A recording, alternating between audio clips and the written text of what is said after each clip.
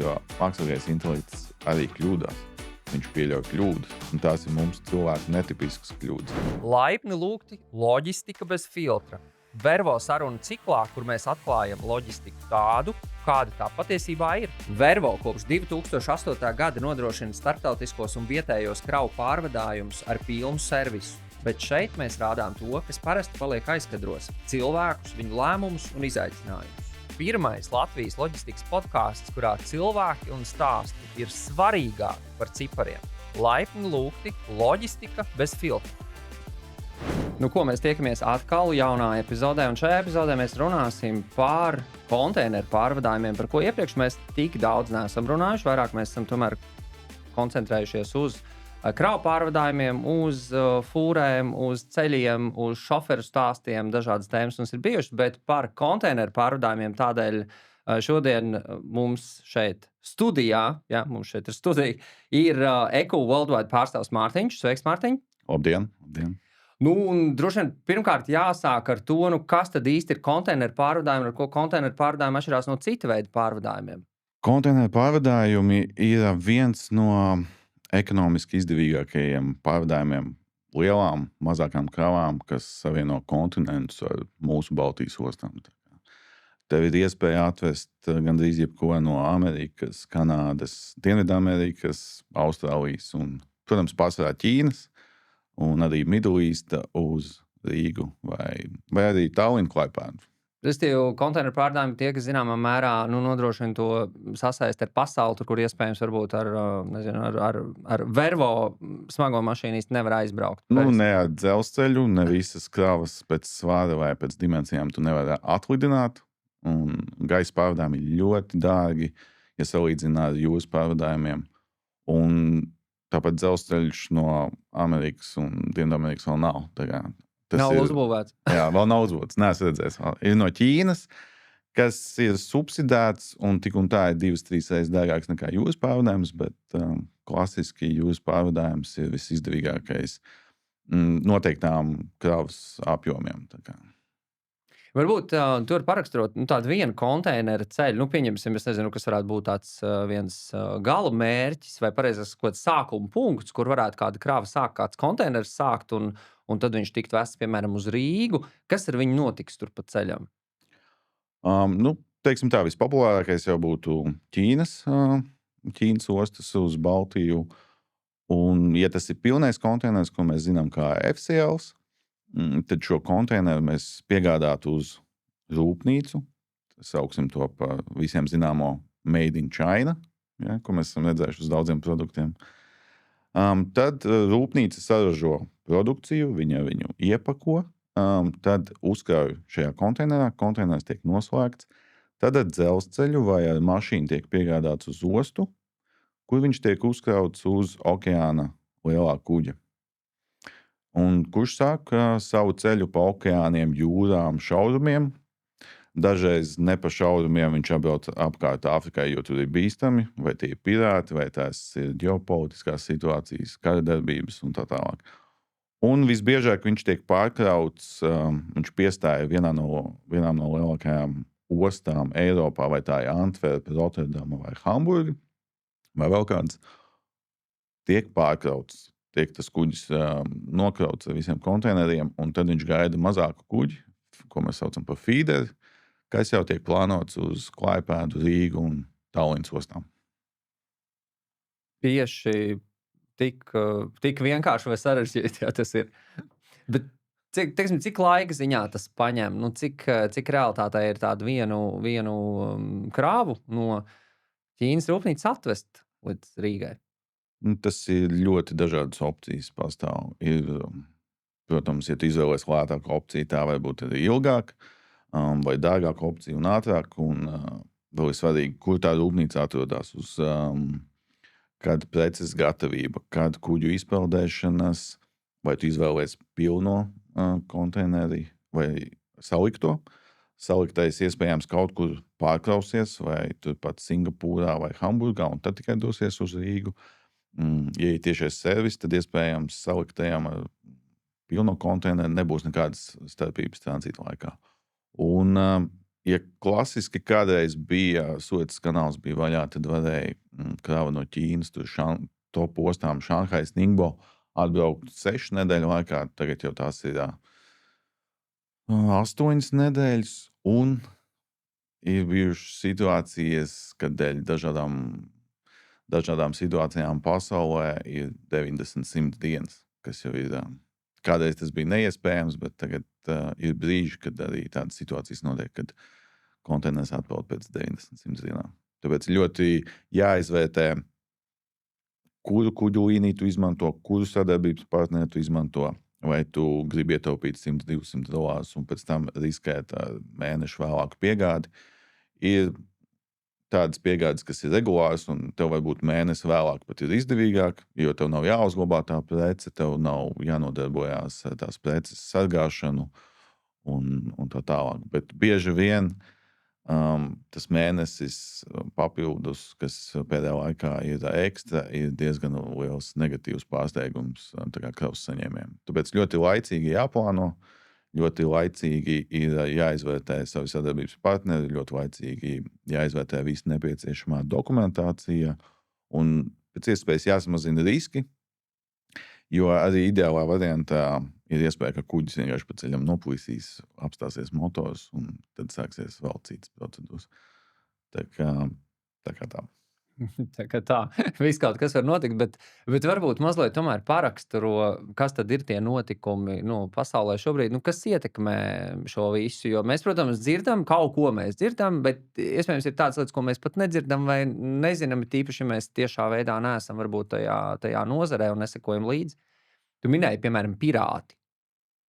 Jā, tas ir bijis no veciem riskiem.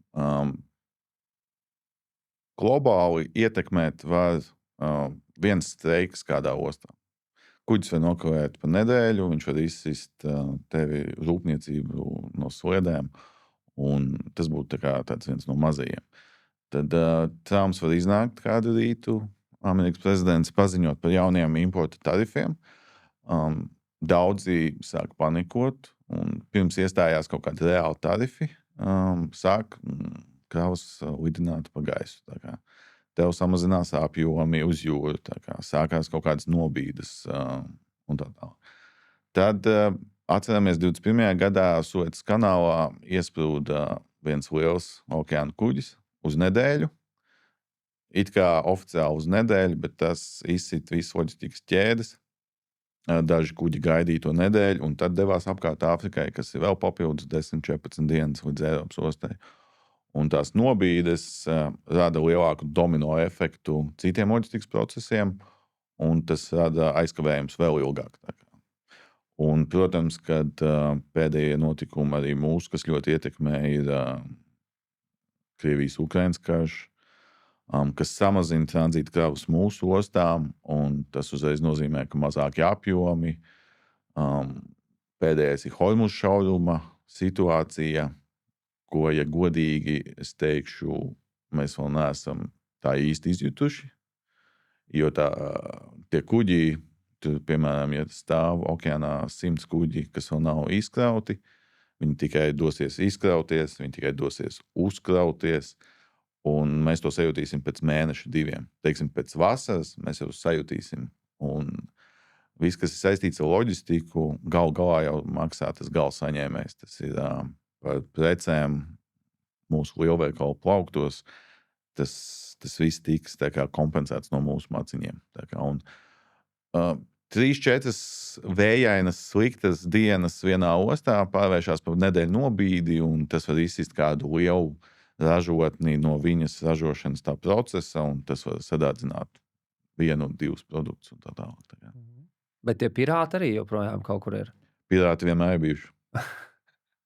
Bet viņi ir kādi? Viņi tādi, ka rāda tajās vecajās filmās, tāda viena aci pāri? Jā, tie ir teroristi, tie ir mūsdienu teroristi, un ja mēs saprotam, ka varbūt tie terora draudi dažreiz ir nozaduši un pazuduši, tev jau pietiek tikai ar draudiem, ka viņi būs tur. Un tāpēc tādas lielākas pasaules lielākās kuģu līnijas, viņas jau rūpējās par saviem darbiniekiem, un viņi neriskē iespējams, ka tas kādu reizi tavs kuģis izpeldētu veiksmīgi, bet ir kaut kāda riska pakāpe, un tāpēc tagad lielākā daļa kuģu līnijas dodas apkārt Āfrikai, kas jau ir 10-14 dienu ilgāks tas tranzīta laiks, un tas izsit. Tev kuģis ir aizņemts daudz ilgāk, tātad tev sāk pietrūkt kuģi citās ostās, un tas palēlina procesu, un tas viss sadārdzina arī degvielas izmaksas, un tas sadārdzina mūsu dzīves. It kā tāds mazs sīkums, bet mēs katrs maksājam par to. Dienas beigās katra tā diena un katra tā kaut kāda dīksta tomēr izraisa ļoti, ļoti lielu domino efektu, kā jau tu teici. Noteikti, jā. Bet Eco Worldwide strādā visās pasaules malās, visās vietās, vai ir kaut kāda reģiona, kur varbūt ir noteikti tāda aktīvāka darbība, un kaut kur varbūt, kur vispār jūs nekad, uz Antarktīdu jūs sūtat kaut ko? No Antarktīdas ir bijuši pieprasījumi, bet tas laikam vienīgais, ko es neesmu vēl izdarījis. Eco Worldwide vispār ir starptautisks uzņēmums ar 300 ofisiem 180 valstīs. Mēs pārstāvam Rīgā Baltijas valstis, pirms tam arī CIS, bet dēļ sankcijām, protams, tas ir tāds limitēts pasākums tagad. Un mēs nodrošinām servisus mūsu sadarbības partneriem. Pārsvarā tie ir loģistikas uzņēmumi. Tā ir mūsu uzņēmuma politika, sadarboties tikai ar loģistikas uzņēmumiem. Un mēs viņu vārdā nodrošinām servisu no dažādām pasaules ostām. Protams, ka 75 līdz 80% tā ir Ķīna. Un tad seko pārējās valsts. Tā varētu būt Kanāda, ko mēs zinām ar kādām hokeja precēm. Tā ir Amerika. Mēs varam iedomāties tur kaut kādas firmas drēbes vai tur kādas viskijas. Tad ir Dienvidamerikas ostas, kaut ko atvest no Brazīlijas mēs spējam. Un Austrālija. Un ļoti daudz eksotiskas valsts, kur var būt dažādi kādi produkti vai kaut kādas interesantas lietiņas. Un tas pats arī eksportā. Mēs nodarbojamies ar eksportu no Baltijas. Un caur Hamburgu mēs nodrošinām 70 tiešos servisus, bet kopumā 700 galamērķus uz dažādām pasaules ostām. Un šādā veidā mēs palīdzam Baltijas eksportam aizvest sākumā 1-2 paletes, un tad tie uzņēmumi izaug līdz tādam veiksmīgam pasākumam, ka viņi jau spēja paši organizēt pilnu konteineru piegādes uz jebkurām pasaules ostām. Un ļoti interesanti redzēt to, kā attīstās tirgi. Ļoti interesanti, cik Latvija ir spējīga būt veiksmīga ar savām nišas lietām, specifiskām lietām. Vai tas ir ēdiens, vai tas ir kāds produkts, vai kāds izgudrojums, un būt oriģināli un vēst uz lielākiem pasaules tirgiem. Tā ir Amerika, Japāna, Ķīna, tā tālāk. Un cik tad veiksmīgi Latvijas uzņēmums spēj to darīt? Jo tiešām interesanti būtu arī dzirdēt no tavas perspektīvas.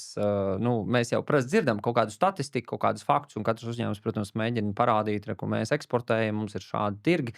Bet es domāju, ka tu ļoti daudz redz arī to realitāti, ko tad reāli veda, kādos apjomos un kur tas viss paliek. Kas ir varbūt tāds, tavs skatījums uz šo un ko tu likt, kā to mūsu labākās preces, kuras mēs vedam tad uz tām aizjūrām? Populārākā un lielākais apjoms, protams, mēs labi zinām, ir mūsu koks un kūdra. Tas iespējams, es nepateikšu precīzi cipros, bet tas var būt 40-50% visa eksporta, kas arī saskarās ar dažādām grūtībām, jo tādu preci tu ved tad, kad konteineru cenas ir vislētākās, viszemākās. Un dažreiz arī mums Latvijā laika apstākļi neļauj to kūdru izvest no mežiem, ja ir pārāk daudz lietus, un mēs esam atkarīgi no daudziem faktoriem. Eksportā mēs redzam, ka Latvija spēja būt ļoti oriģināla, it īpaši salikto kravu biznesā, kas ir mūsu tā niša. Mēs redzam, ka latvieši spēja izgudrot dažādas inovācijas un oriģinālus produktus un kvalitatīvus produktus. Tas var būt vannas ekskluzīvs, kas maksā 10,000 eiro gabalā. Tā var būt tipogrāfija un tā tālāk. Ļoti arī čipši, dzērieni. Tā kā mēs spējam visu. Līdzīgi kā sportā, mēs varam būt veiksmīgi ļoti daudzos virzienos. Tā. Paldies, jo man liekas, brīžiem nāk atpakaļ kaut kur tas mīts, ka Latvijā vairs neko neražo, nekas nenotiek, nekas nav. Un, jā, mīti ir dažādi. Mīti arī pa loģistiku ir, kad tas varētu, ka mīts ir viens no tiem, kad loģistika varētu būt ļoti vienkārši, tā kā, un tad nevajag loģistikas partneri, es pats visu sakārtošu. Un otrs mīts ir, ka loģistika ļoti sarežģīta, bet īstenībā, ja tev ir labs loģistikas partneris, tad tas nav sarežģīti. Tā kā. Un arī Latvijā ir ļoti daudz veiksmīgu uzņēmumu. Arī Vervo mēs varam pieminēt kā vienu no top dūžiem tirgu, teiksim tā, kas ir spējīgi palīdzēt Latvijas tirgumu ļoti veiksmīgi, operatīvi nogādāt kravas uz dažādiem pasaules stūriem. Vai tās ir Maldīvu salas, kādai viesnīcai vai kaut ko ekskluzīvu, vai tā ir Dubaja, vai tā ir Kanāda, Amerika, vai tā ir Amazonas noliktava, kas tālāk distribūtēs šo produktu pa visu Ameriku. Tā kā mūsdienās opcijas ir nereāli plašas, un latvieši māk apgūt ārzemju tirgus. Ir tīpaši šajā situācijā, kad mums no 4 kaimiņu valstīm 2 ir tādā situācijā, ka viņas ir diezgan neveiksmīgi mūsu biznesa partneri, teiksim, šobrīd. Un, ja skatāmies uz Igauniju, kā vienu no kaimiņu valstīm, kas vairāk koncentrējās uz Somiju un Skandināviju, un Leiši blakus Polijai, kas ir nākamā top ekonomika, teiksim, viņu salīdzināt ar Vāciju un Japānu, tad latviešiem nekas cits neatliek, kā meklēt jaunus eksporta tirgus, un veiksmīgi tas izdodas arī brīžiem. Katra krīze, kā attīstības iespēja kaut kādā ziņā, vai ne? Iesāk kaut ko jaunu, varbūt apgūt kādus vēl nebijušus tirgus, jo droši vien tas ir tieši tas veids, kā arī tie tirgi tiek reizēm apgūti, nevis tāpēc, ka mēs ļoti gribam, bet tāpēc, ka nav citu variantu. Tieši krīzes un līdzīgā sportā zaudējumi, tās ir tās situācijas, kad mēs kaut ko mācāmies un cenšamies vairāk. Tad, kad viss iet gludi labi, un kā tas bija, teiksim, pirms kādiem 7, 8 gadiem, pirms pandēmijas, viss bija paredzami, viss bija ļoti vienkārši, un tas darbs bija pavisam citādāks. Iestājoties pandēmijai, ir mainījusies visas pasaules iekārta, loģistika, tā skaitā, un pasaule kļūst daudz dinamiskāka.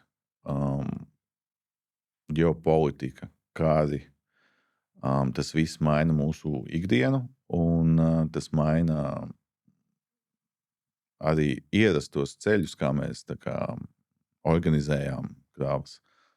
Un katru dienu ir jauni izaicinājumi. Un, teiksim tā, ja kādreiz cenas mainījās pāris reizes gadā, cenas loģistikā var mainīties pa dienām, pa stundām. Līdzīgi kā degvielas cenas Latvijā.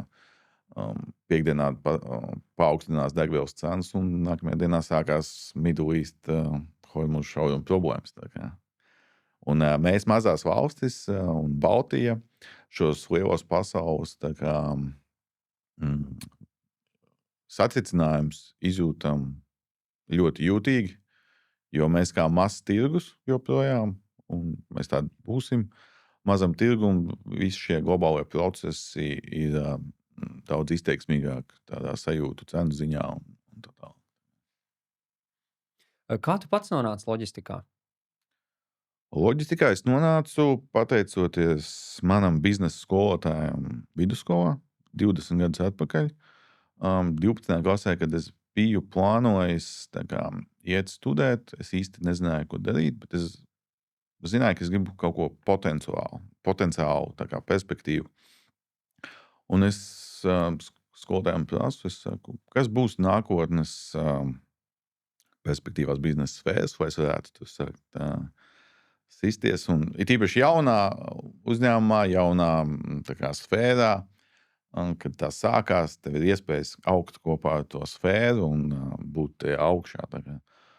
Un viņš piedāvāja 2 opcijas. Viens bija IT, kas mūsdienās joprojām ir top. Un otra bija loģistika, pateicoties Latvijas Rīgas geogrāfiskajai vietai, kas savieno rietumus ar austrumiem. Un tad, kad dzīvē ir svarīgi lēmumi jāpieņem, es cenšos būt godīgs pret sevi. Un es zināju, ka viņš ir perspektīvs, un es varētu iezubrīt, bet tas īsti nebūtu mans aicinājums. Un tad palika loģistika, un tajā laikā tas bija jauns, tāpēc, kad RTU sākās tikai 2. gadu studijas, jo loģistika kādreiz bija daļa no biznesa. Visiem likās, ka tās ir noliktavas, kaut kādas mašīnas, bet loģistika ir ļoti attīstījusies un attīstīsies, un mēs redzam, cik ļoti svarīgs komponents biznesam ir, vai nu tas ir noliktava vai pārvadājumi. Ja tu neatvedi laicīgi kravu uz izstādi, tev nav izstādes. Sāku studēt loģistiku RTU. Man ļoti uzrunāja starptautiskā vide, ka tu ikdienā vari komunicēt ar saviem Ķīnas kolēģiem, amerikāņiem, kanādiešiem, austrāļiem un indiešiem. Un tev tā vide ir ļoti dinamiska, interesanta, un tu redzi biznesu un uzņēmējdarbību aizkariem, teiksim tā, backgroundā, ja tā var izteikties. Un tu redzi, cik kas ko maksā, cik īstenībā, cik maksā produkts, cik liela daļa no tā ir pārvadājuma cena un cik pēc tam tas maksā visu veikalā. Bet tu skaties šobrīd veikalos arī savādāk uz cenām nekā tad, ja tu to nezinātu? Es vienkārši zinu, un dažreiz ir ļoti žēl pārmaksāt, bet es esmu tāds pats tirgus dalībnieks kā pārējie, un esmu spiests maksāt to summu, kaut gan zinu, ka tā ir 6-7 reizes. Padalies, par ko tev visvairāk žēl ir pārmaksāt, varbūt kaut kādas produktu grupas, tev nav jāsauc konkrēti zīmoli, bet produktu grupas, kuras tu noteikti zini, šitas ir vispār tik pārcenots. Es varu pastāstīt kaut ko tādu vecu, Droši. kāds 10-15 gadus vecs, kad tu ved no Indijas, tu kaut kādas sieviešu zābakus ādas, un viņi maksā $5, bet veikalā viņi stāv par 200-250, jo viņi ir ādas. Es esmu redzējis džinsus par $2, un tad veikalā stāv, viņi maksā €100, un tu domā. Un ļoti daudz produkcijas, bet ar gadiem tu jau saproti, ka reāli tā arī tas maksā. Tas produkts 6-7 reizes sadārdzinās, jo viņam ir sava net cena, viņam ir nodokļu cena, pārvadājuma cena, uzglabāšanas cena. Protams, arī pārdevējam ir kaut kāda peļņa jāpieliek, un vēl tad PVNs, un tad vēl tas pārdevējs vēl ieguldās mārketingā. Un, protams, ka viss jau beigās ir loģiski, jo, ja pircējs pērk, ja ir pieprasījums, tad jau sēko tas piedāvājums. Nu, tā ir. To sauc par biznesu. Pa tirgu, pa biznesu. Tirgus biznesu. Mēs vienkārši esam tā ķildnieki vai dalībnieki. Tas, par ko es esmu domājis, šī saruna man ļoti uzvedināja. Es diezgan cītīgi arī skatos, tā kā kurās valstīs produkti ir ražot. Izcelsme tagad gan ir savādāk, tagad tur ir tie karodziņi salikt vai ne, bet tas, kas man tiešām pārsteidz, tā, ka tiešām burtiski pārsteidz, man vienreiz es gribēju pirkt gurķu burku, un es redzēju, ka tie gurķi ir Vietnamā taisīti. Un man likās, šis gan ir interesanti. Laikam, tā kā mēs esam kaut kādās gurķu problēmās iedzīvojušies šeit Eiropā, ka gurķi ir jāved no Vietnamas, bet kā tu, piemēram, šo skaidrot? Tiešām, kāpēc vajadzētu Vietnamā likt burkās gurķus un krāmēt viņus konteinerā un vest, piemēram, uz Latviju? Visu jau nosaka cena. Ja tu spēj pārsist cenu, un cilvēki, kas ir, diemžēl, arī mūsu reģionā, produktus, apģērbu, servisu, pakalpojumu, tu izvēlies pēc cenas. Mēs esam tādā ekonomikā, kur cena ir viena no galvenajām. Un tad sāko kvalitāte, koncepts un tā tālāk. Un, ja cena vinē, grūti kaut ko padarīt Excelim. Un biznesa ir balstīts uz izmaksām, ieņēmumiem, un ja tie guļķi ir lētāki Ķīnā, tad es arī bieži vien ļoti sasparojos, un tad, kad pērku Latvijas produktus, kas ir dārgāki, tad es viņiem domāju, es investēju Latvijas ekonomikā, es investēju. Tas ir gan atbalsts Taču ir situācijas, kad ģeopolitika, kari un tagad konteiners no Ķīnas maksā 3 dārgāk, kā tas bija mēnesi atpakaļ. Un ir brīži, kad Eiropas tirgi ir spējīgi konkurēt ar lētām Ķīnas precēm. Tā kā visi tirgus satricinājumi pasaulē, tur rodās iespējas, un mēs varam kļūt lētāki, un mēs varam kļūt daudz kvalitatīvāki, bet atkal mūsu tā produkcija ir tik kvalitatīva, ka tā vairāk ir vērsta uz eksportu, aizmirstot par mums vietēji. Noteikti, bet jā, paldies arī, ka tu padalījies ar šo piemēru. Bet viennozīmīgi skaidrs, ka kaut ko vest no tiešām no otras pasaules malas, vai ne, pa sarežģītiem ceļiem, tas jau ir diezgan dārgs process pats par sevi. Tas nozīmē, ka tu jau minēji, ka tas ir ļoti svarīgs, izmaksas ir ļoti svarīgas, vai ne? Jebkurā biznesā. Kā ir, kas ir tās biežākās, varbūt kaut kādas kļūdas vai tie grābekļi, kā mēs sakam latviski, jau uz ko uzkāpj? Tad, kad pieņemsim, es esmu iedomājies, tiešām es tagad tur importēšu tos ādas zabaciņus par $2 un forši viņus notirgošu, piemēram, savā kaut kādā ķēdē vai kaut vai, nezinu, savā ielikšu savā noliktavā un internetu veikalā. Ar ko tomēr ir jārēķinās un kur ir tie klupšanas akmeņi, kas pa vidam var notikt?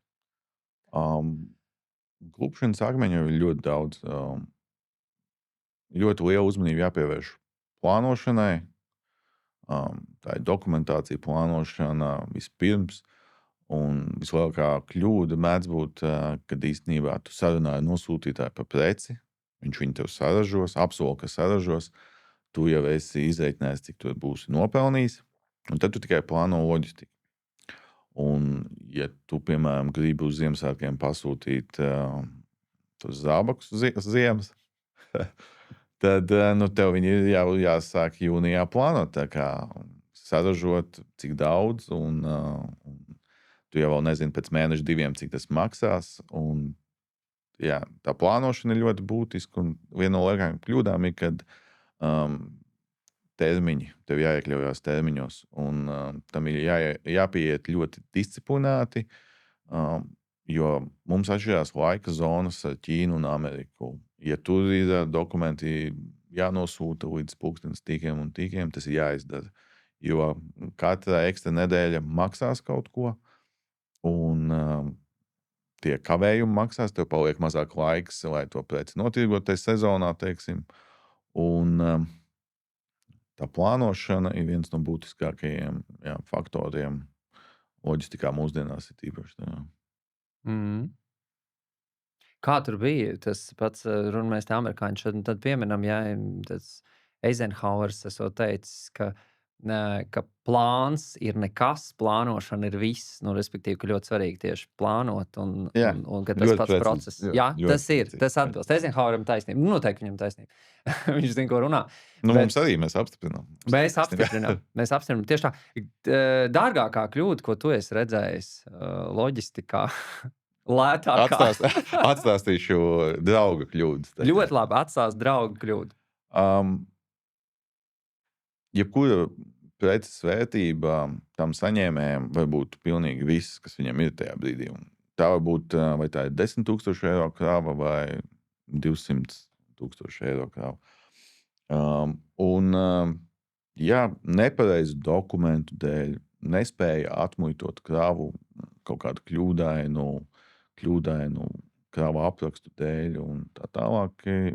Iespējams, ka tā krāva ir jāiznīcina vai jāsūta atpakaļ.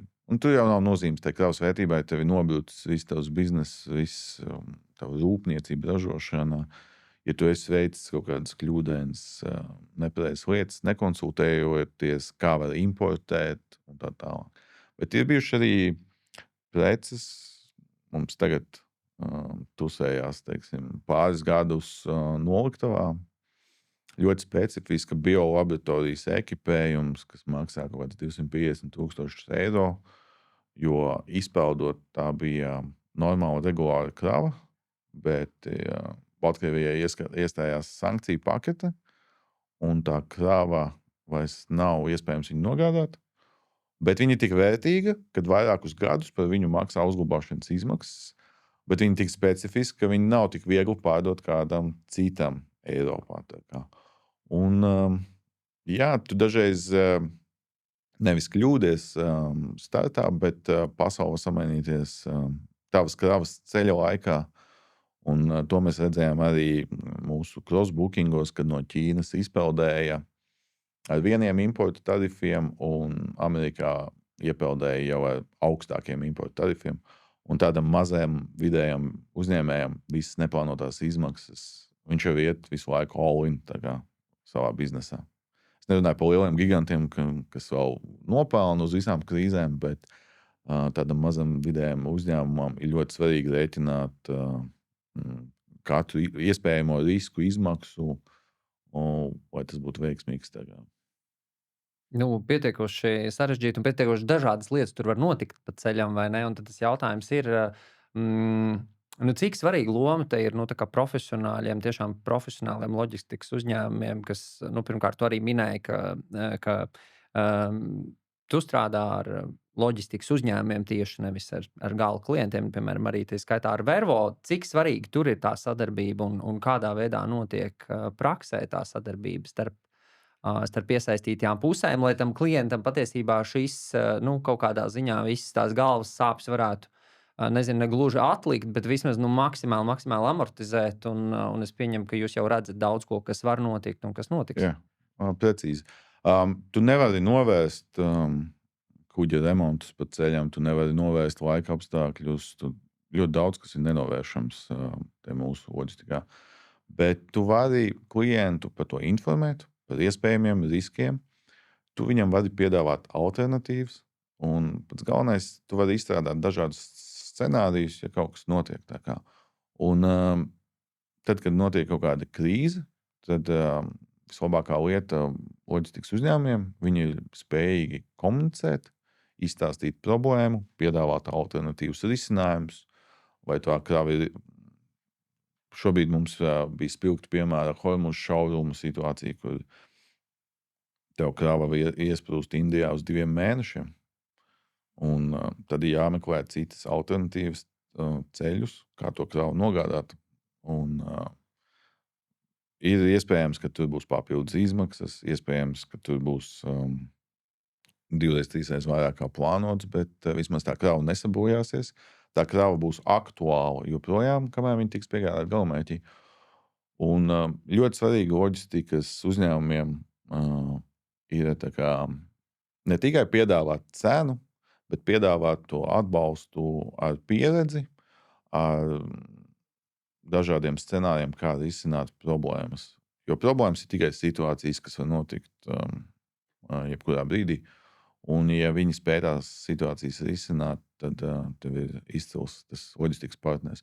Jo visu to stresu un krīzi uzņemt uz sevīm un risināt vēlāk pašam, dažreiz pāris stundu laikā tu vari risināt, pārbukot no viena kuģa uz citu un paspēt termiņos. Tu vari izņemt kravu no konteinera, atlidināt pa gaisu. Un tu vari pielāgoties. Jo dažreiz nevienmēr tā cena nosaka tās kopējās izmaksas visam biznesam. Jo dažreiz iemaksājot, pārmaksājot par kaut kādu servisu, tu spēj izglābt kaut kādu krīzes situāciju savam uzņēmumam.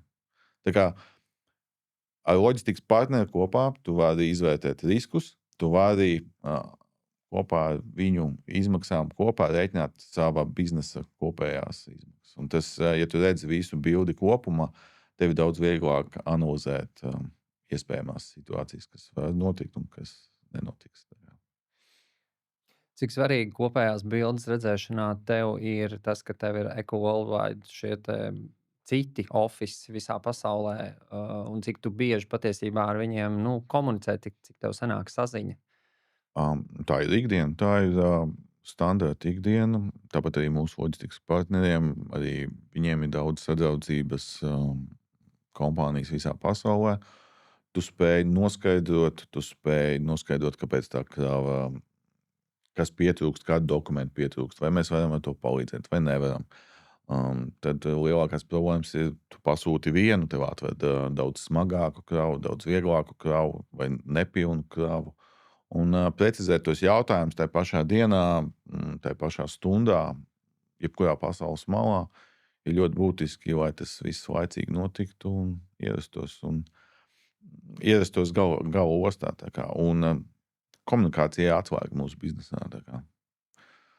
Lai cik dažādas mentalitātes būtu tur Indijai, Ķīnai, vai tur amerikāņiem, vai Āfrikas valstis, kur dažreiz viņiem pieejams internets ir stundu dienā, tu nevari nokavēt to stundu. Tev jābūt tam e-pastam nosūtītam viņam, lai tu uz pāris dienām nepazustu ar atbildi klientam. Un, tā kā ļoti tāds sistematisks un disciplinēts darbs. Un ikdienas komunikācijas starptautiskā vidē tas ir atslēga, lai tie procesi neapstātos.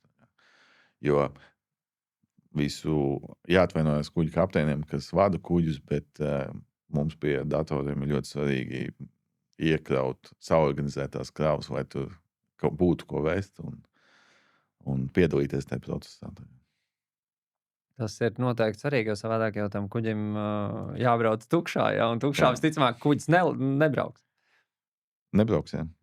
Vai nu mēs par to ļoti dārgi maksāsim, ja viņš būs pustukšs, jā. Tieši tā, kā tu jau minēji, jā. Ņemot vērā to, ka tu strādā tādā starptautiskā vidē un loģistikas jomā, tas nozīmē, ka Latvijas vārds kaut kur taviem kolēģiem arī parādās droši vien sarakstēs un uz galda kaut kādā brīdī. Kā vispār viņi uztver Latviju un šo te pasaules daļu, un kāda tev ir sajūta, ko viņi par mums domā, kur tie pārējie tur viskaut, kur tur noteikti ir arī kaut kādas atšķirības, varbūt dažādās pasaules vietās, ko par mums domā?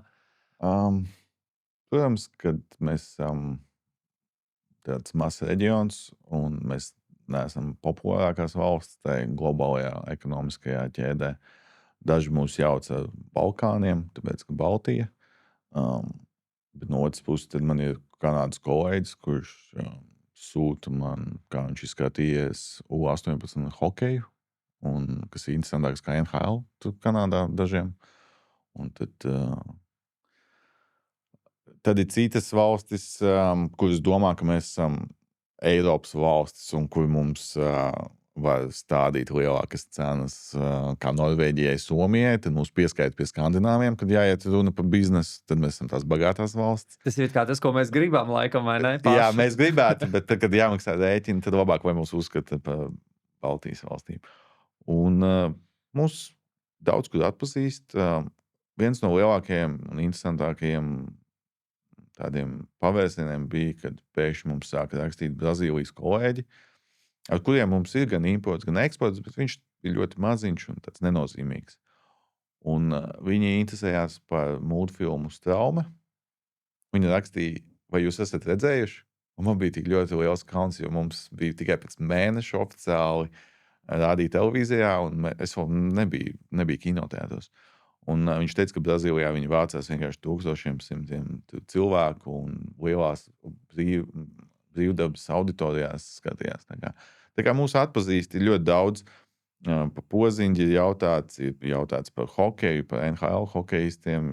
Sports ļoti padara to pasauli šaurāku un globālajā vidē, kad tu darbojies tajā starptautiskajā vidē. Ir katrai valstī, ja katru kaut kas interesants, ko mēs varam atrast, un daudz pozitīvas lietas. Latvieši ir ļoti daudz, kur ceļos, strādā, un tad dažos starptautiskos uzņēmumos tu redzi latviešu vārdu uzvārdu.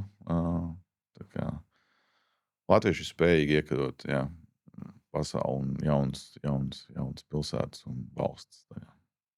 Tā kā mūs atpazīst daudzām pozitīvām lietām. Par to ir noteikti prieks, ka tu tā saki, un tā noteikti arī ir. Par nākotni mazliet parunāsim. Ko tad nesīs nākotne? Konteineru pārvadājumos vismaz. Kā ir? Tur ir kaut kas labs. Mēs varam kaut kādu bumbu izņemt un dzīvot. Mēs varam noteikti. Mēs varam te mēģināt kaut kā uz šitās vervo mašīnas modeļu uzzīlēt kaut ko. Vai tu paredzētu pandēmiju? Nē. Vai mēs paredzētu Krievijas Ukrainas karu? Varbūt kāds, bet mēs ar to nereiķinātos. Protams. Vai mēs paredzētu Hormuzu šaurumu problēmas, kad mums liekas, viņi taču tiks galā, tas mūs neiespaidos. Bet pasaule nākotnē būs daudz digitalizētāka. Mēs ļoti paļausimies uz mākslīgo intelektu. Un tad radīsies jaunas problēmas, jo mākslīgais intelekts arī kļūdās. Viņš pieļauj kļūdas, un tās ir mums cilvēku netipiskas kļūdas. Mēs risināsim jaunas problēmas. Un pēc pandēmijas,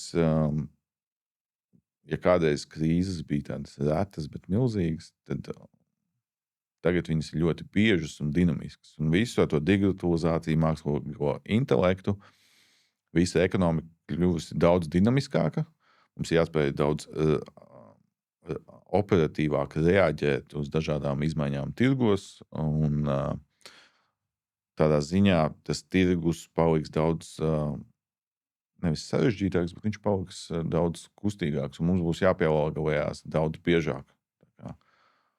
Un, ja citi domā, ka mākslīgais intelekts atvieglos mums dzīvi, jā, daļai, bet būs uzliktas jaunas nastas, jo cilvēks patērē vairāk un vairāk. Ja mēs kādreiz bērnībā spēlējāmies, mums katru mēnesi tur bija jauna mantiņa, tad es savam dēlam, man liekas, jau katru dienu nesu mājās kādu nevajadzīgu lietu, ar ko spēlēties. Un mēs esam šeit kapitālismā, mēs esam izlapuši un dzīvojam lielā komfortā, un mēs nevaram iedomāties mūsu ikdienu no daudzām lietām, kas īstenībā bieži vien ir liekas. Un tas būs vairāk un vairāk. Tāpēc mēs vairāk patērēsim, būs vairāk preces jāsūta no visām pasaules malām, un digitalizācija, mākslīgais intelekts to atvieglos. Un, jā, manā uzskatā daudzās lietās pasaule kļūs vienkārši neprognozējamāka un dinamiskāka. Bet to cerams, ka to kūdru arī tur kādam vajadzēs kaut kur tajā. Āfrikā tūkstnešos vai Midlīstā viņiem jau vajag kaut kā izaudzēt ziedus vai skaists skats uz dārzu. Jā, jo redz izrādās, ka viņi arī grib ziedus, vai ne? Jā, nevar tikai uzbūvēt skaistas ēkas, vajag dzīvību, vajag kaut kāds, vajag palīdzību no Latvijas, vai šeikiem skaistāki dārzi un lielāki tomāti nekā viņas saulē izaugt. Tā labā ziņa ir laikam tā, ka ne tikai tie zābaki nāks uz tiem Ziemassvētkiem šurp.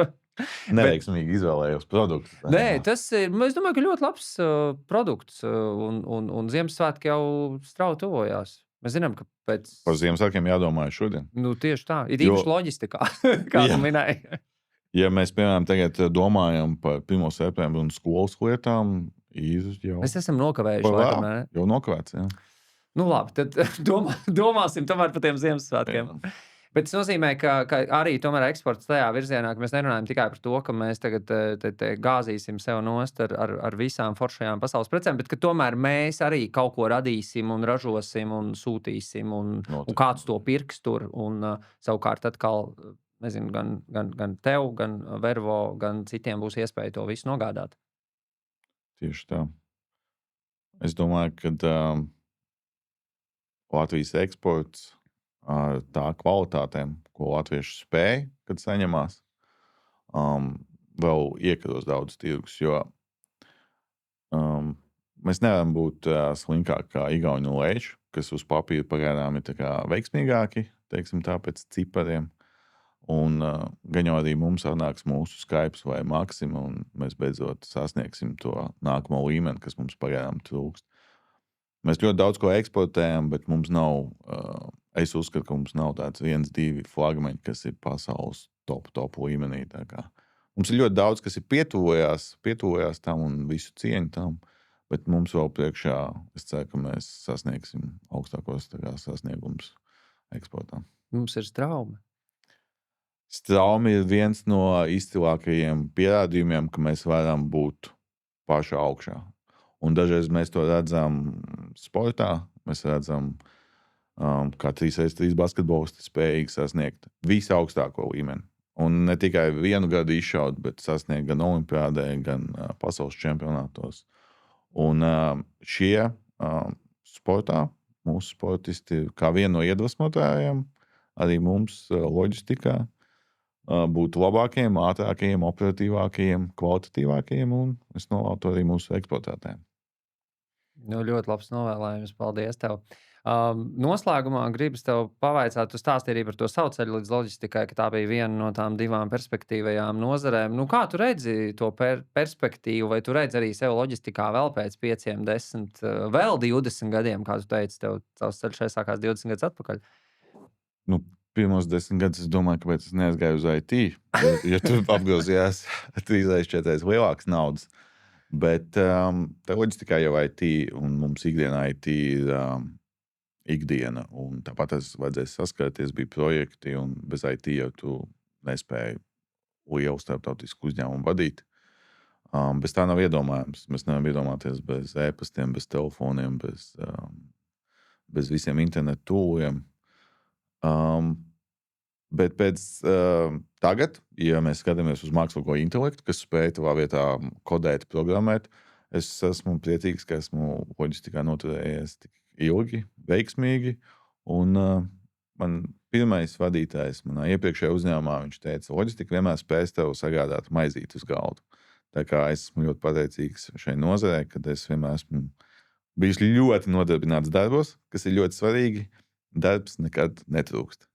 Tā kā, un, ja tu dari darbu, tad jau tu virzies uz priekšu, un loģistikā virzīties uz priekšu un apgūt jaunas teritorijas un pasaules nomaus ir svarīgi.